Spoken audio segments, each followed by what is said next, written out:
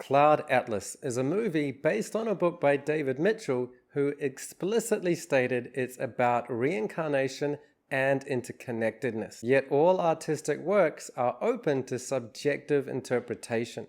I'm Mark Beale. I'm a past life regression therapist at my Past Life Awakening Institute. So I'll analyze and explain the movie from my subjective point of view. Because Cloud Atlas as a work of art can be seen as illustrating a number of principles revolving around reincarnation and spiritual awakening. I will discuss Cloud Atlas with full spoilers, so if you haven't watched it, go do so now. If you have watched it, Cloud Atlas is a very rare type of movie that requires you to watch it twice and to reflect on it. And watching this video now may help you appreciate its layers the second time around. Now, there is a critical difference between the book and the movie. In the book, the lead character of each story is the same soul. The lead reincarnates into the next lead, and they carry with them the comet birthmark. In the movie, the repeating actor signals that they are the reincarnation of the character that was also played by that actor. Working with the movie structure lets us track the soul journey of more characters. So I'll do that soon, but first we'll recap the 6 stories and name their main character as a refresher. In 1849, in the Pacific Ocean, lawyer Adam Ewing helps a slave, who then saves him from a homicidal doctor. With his wife Tilda standing by him, Adam stands up to his father-in-law and frees the slave.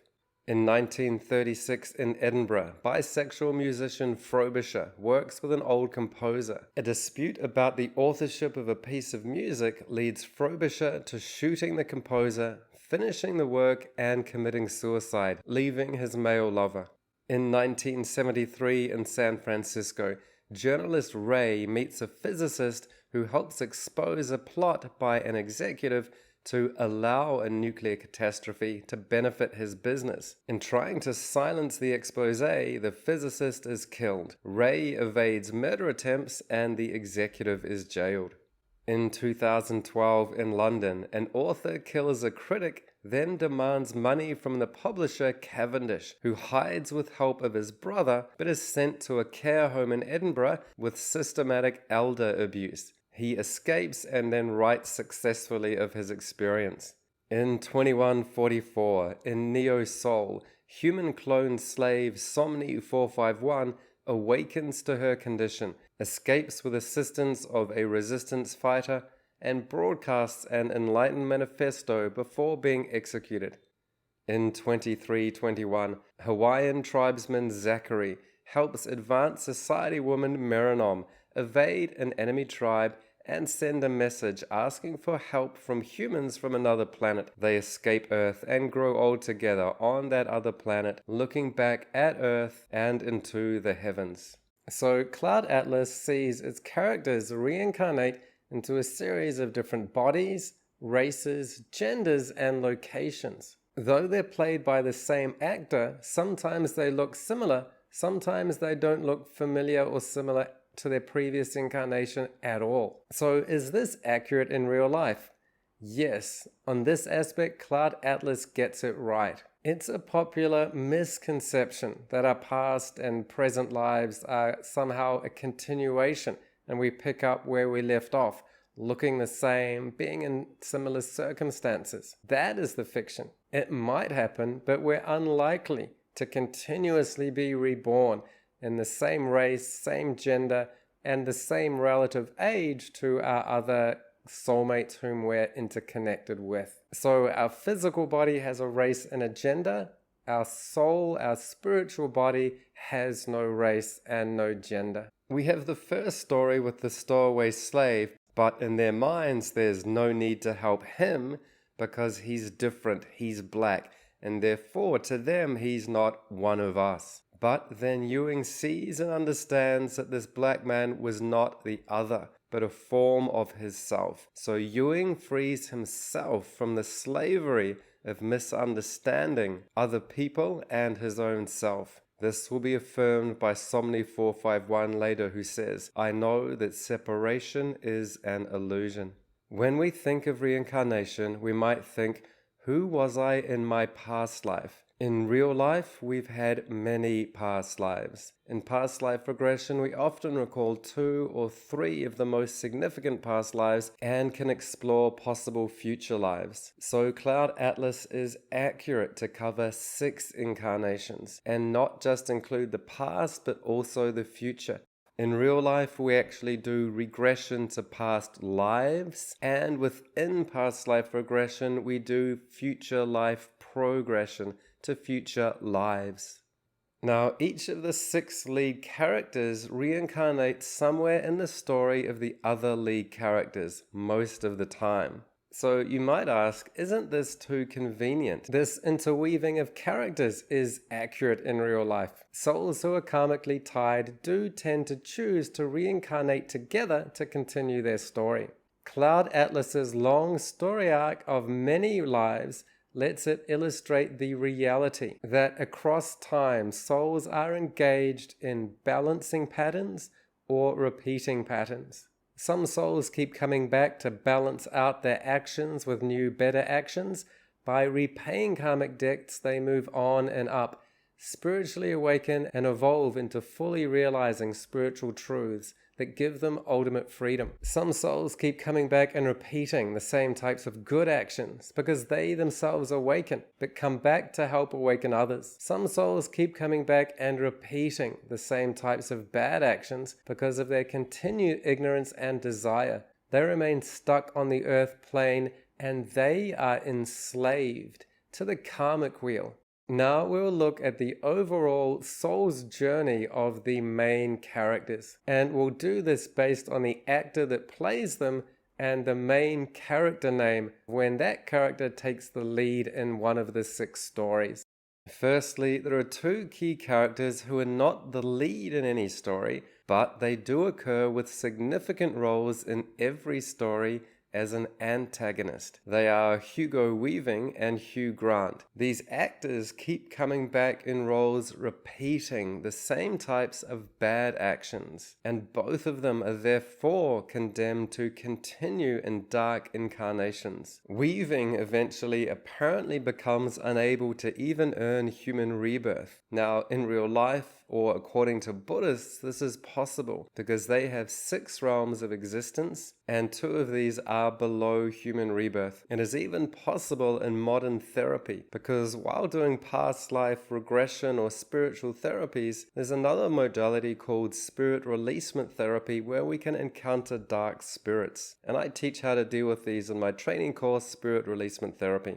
So now let's look at the soul journey of the key characters who get a lead in each of the 6 stories. And I'll refer to the actors' names, the character in which they have the lead role in one of the stories, and then the arc that's represented by the next characters that they have that pop up in the other stories, where another actor and character has the lead. Ben Whishaw has the lead as Frobisher, where he composes the Cloud Atlas Sextet piece of music, then commits suicide. In the other 5 stories, he has minor roles in the rest of his incarnations. Now, this could be because his suicide could be a cause for diminished rebirths with less chance to participate and progress. Frobisher's main sexual relationship is with a man, but he's bisexual and sleeps with the composer's wife, played by Halle Berry. This wasn't a particularly significant relationship, and in the next life, these past life lovers are reunited, as Frobisher becomes the store clerk who agrees with Halle Berry, who is now Ray, that the music called the Cloud Atlas Sextet sounds familiar. Now, people tend to inflate the importance of past life lovers. Cloud Atlas accurately shows that in real life you can meet a past life lover and it's not always very significant. In this case, they have little ongoing karma together, though Ray does read Frobisher's letters and they do connect. In this case, though, it's the music that's more memorable because their connection to the music is more significant than their personal connection in any past sexual interaction.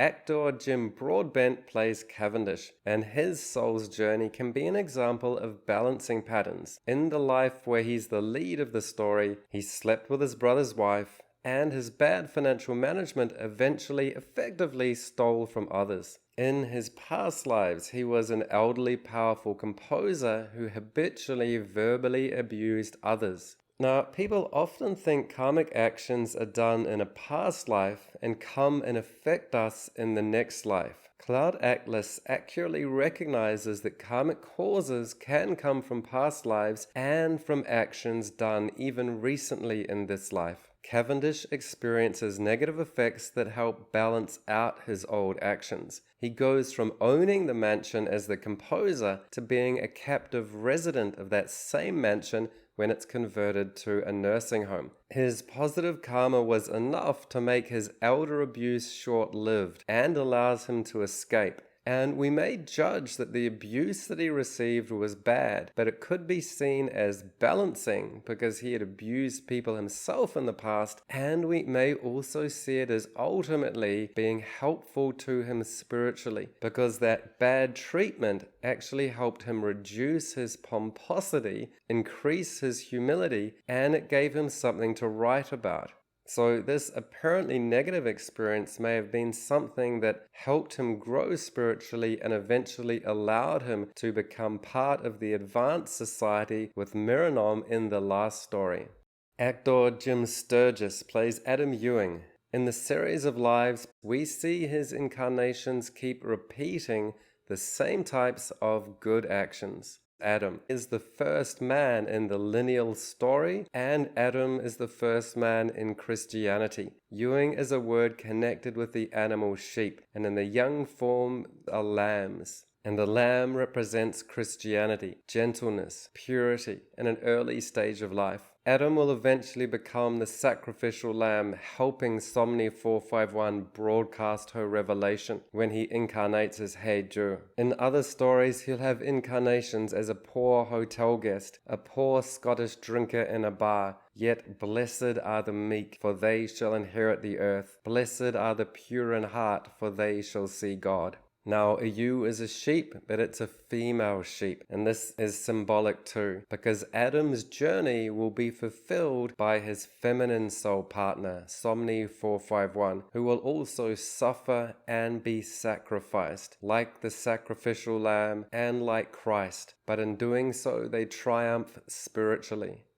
The actress Duna Bay is Somni 451 and for me is the star of the movie. She stands by her man as Tilda when it comes to free one slave, and she works to free all slaves. Now you might think this early incarnation would create good karma so that she would therefore earn good future lives. Some people say and simplify that karma means if you do good things, then good things will come back to you. This is a simplification because the underlying assumption of things being good or bad is a dualistic concept. People can easily misjudge something as being good in a conventional sense when it's actually unhelpful in a spiritual sense.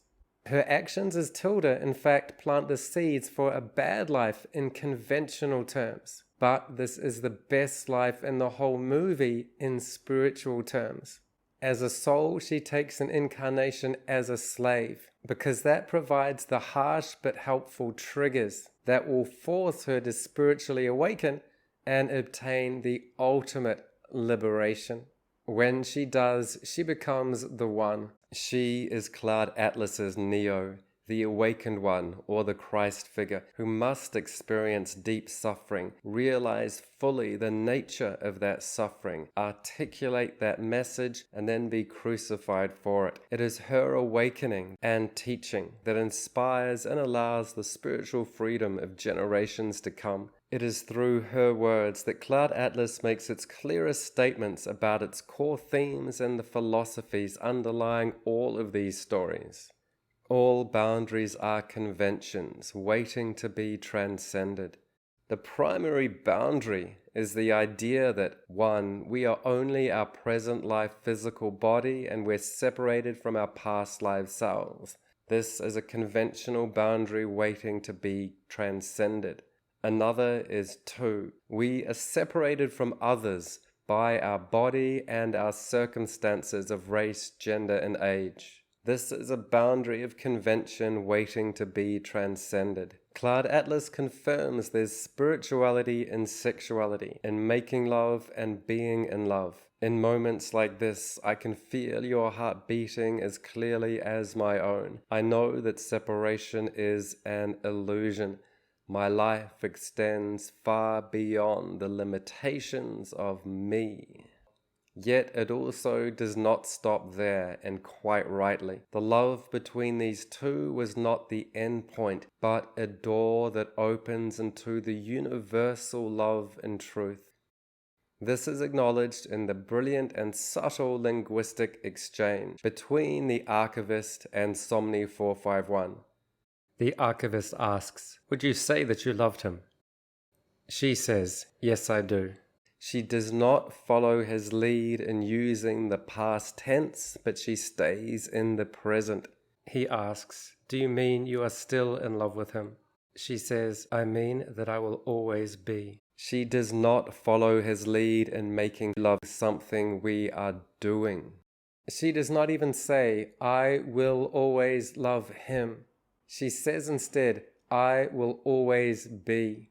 She transcends linear time with its birth and death, and instead identifies with the ultimate reality of the eternity of life.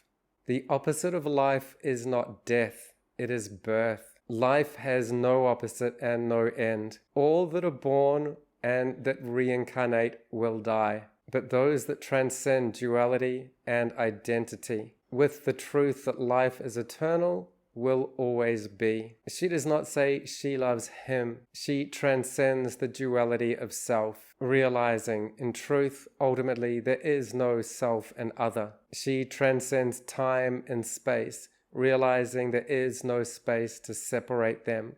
Separation is an illusion. She shared her truth, and at the moment of her crucifixion, because time is not linear, she does not reunite with Heiju in the afterlife. She reunites with Ewing, her husband from the first past life. We loop back to the beginning, and in so doing we transcend linear time and notice the interconnection between all characters and the interconnection between all stories and all time periods that may well be happening simultaneously. We see her as Tilda, standing at Ewing's side in the face of her father, telling him of their unified decision to release the slave and join the abolitionists. The father says, "No matter what you do, it will never amount to anything more than a single drop in a limitless ocean." He replies, "What is an ocean but a multitude of drops?" As Tilda Ewing, her spiritual awakening begins as a drop that enters into the ocean. As Somni 451, her spiritual awakening is fulfilled as the ocean enters into the drop. The last story is almost an epilogue that enables Cloud Atlas to ground the consequences of Somni 451's enlightenment and see its positive consequences through time. So Somni 451's untimely and violent death is not an end, but a beginning to a story that leads humans to evolve. The story has the lead of actor Tom Hanks playing Zachary. After enlightenment, we go to a simpler time of carrying water and chopping wood. This in itself is deeply symbolic and a part of Zen Buddhism. Tom Hanks's many characters followed a spiritual journey with a path of balancing patterns, sometimes doing bad, continuing to do bad, reaping the consequences, but then redeeming. After the celestial Somni 451, this grounds us back to a more relatable story of humans slowly coming out of their own greed and selfishness. In the Neo Soul story, Una 939 was inspired by Hank's actor character saying the line that became her last words, "I will not be subjected to criminal abuse." In this life, Una 939 becomes Rose, Zachary's sister, and there's a subtle implication that movies have the power to awaken people. Adam Ewing also reincarnates in this life, but this time simply as Adam, brother-in-law to Zachary and husband to Rose. The fact that Una 939 reincarnates here and not Somni 451 reinforces that Somni 451's soul has transcended the need to reincarnate. In Buddhist enlightenment, it's said that people don't become enlightened, they realize their true nature, that always is. They don't learn something new, they remember what at the deepest level they had always already known. The name Zachary means the Lord has remembered. In Buddhism, the world is said to progressively forget the Dharma and then be reminded of it by a series of returning Buddhas across the eons. So Somni 451 becomes the Maitreya, the teaching Buddha of her era, reminding mankind of these ultimate truths. Zachary gets two stories. As a middle-aged man, his character is the only one that has dreams with flashbacks of past lives of the main characters. He alone remembers. As an old man, he remembers and tells the stories to the children and the grandchildren. Now, remember, Adam was the first man in the lineal story and in the Bible. Zach's name includes the alphabet's last letter and the first, the Alpha and the Omega, which is a powerful Christian symbol of Christ and God. The name Zachary was not chosen accidentally, but symbolically.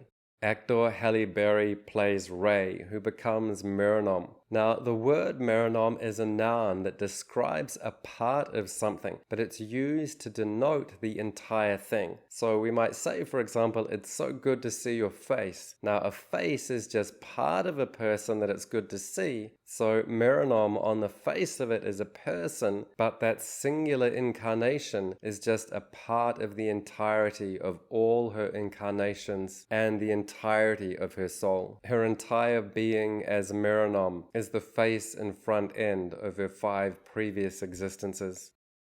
Cloud Atlas came out in 2012, making the storyline from 2012 the 4th and present life story, so leaving 3 past life stories and 2 future life stories. Yet Cloud Atlas as a movie starts in 2321, so all the other 5 stories can be seen as past lives that got us to this resolution, to that present moment, though it be in our future. Time is subjective, and how we judge past or future depends on where we place ourselves in the timeline. Time and space are also essentially infinite. Cloud Atlas opens and closes with shots of the starry night sky. The light from those stars takes time to travel to our eyes, so the light we see is from thousands of years past. We cling to the idea of this as being our present life, yet this life was our past life's future life, and will be your future life's past life.